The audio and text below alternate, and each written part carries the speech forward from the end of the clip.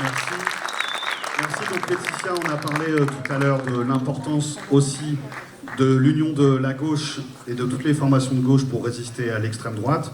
Nous ici, on le fait avec la liste d'Union des jeunes Lillois. Donc je vais donner la parole tout de suite à Laurent Noël pour le Parti socialiste. Merci de l'applaudir.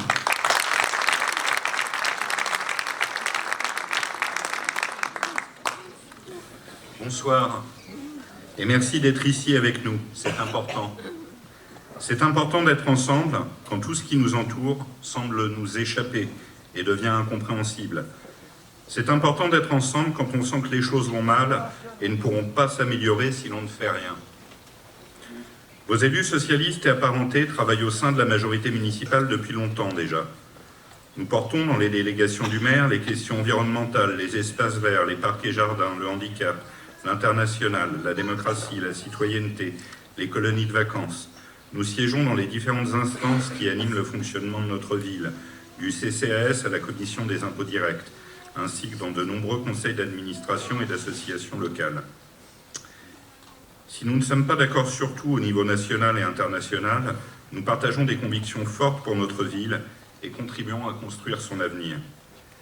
Des convictions de liberté, pour que chacune et chacun puisse vivre à Gennevilliers, quel que soit son genre, son origine, sa religion, son orientation sexuelle ou son état de santé.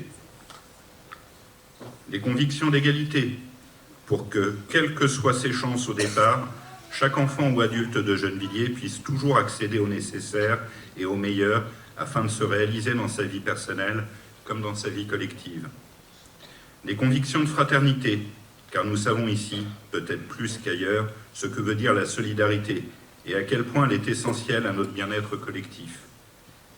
Imaginez que demain notre pays soit gouverné par l'extrême droite ou la droite extrême.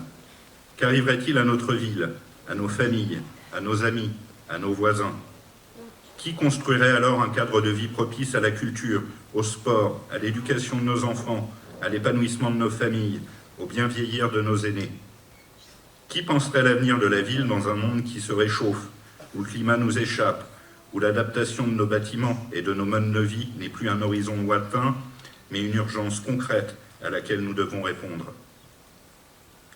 Enfin, qui tenterait de gommer les inégalités les plus flagrantes et permettra aux plus fragiles de vivre dignement et de construire un avenir pour leurs enfants dans un contexte national toujours pressé de stigmatiser les classes populaires? Dans la période que nous entamons, au-delà des valeurs qui nous rassemblent, la responsabilité de préserver et de continuer à rêver et à construire un avenir meilleur doit prendre le pas sur nos égoïsmes. Le mandat qui va s'ouvrir en mars demandera des élus déterminés à protéger l'existant, des élus déterminés à construire au quotidien, avec toutes les jeunes Villoises, tous les jeunes Villois, des solutions pour rendre notre avenir meilleur. Celles et ceux qui ne comprennent pas cela aujourd'hui et se livrent à des calculs d'appareil se trompent. Le meilleur se construit ensemble, et avec vous tous à nos côtés, nous ne pouvons pas échouer. Merci à vous.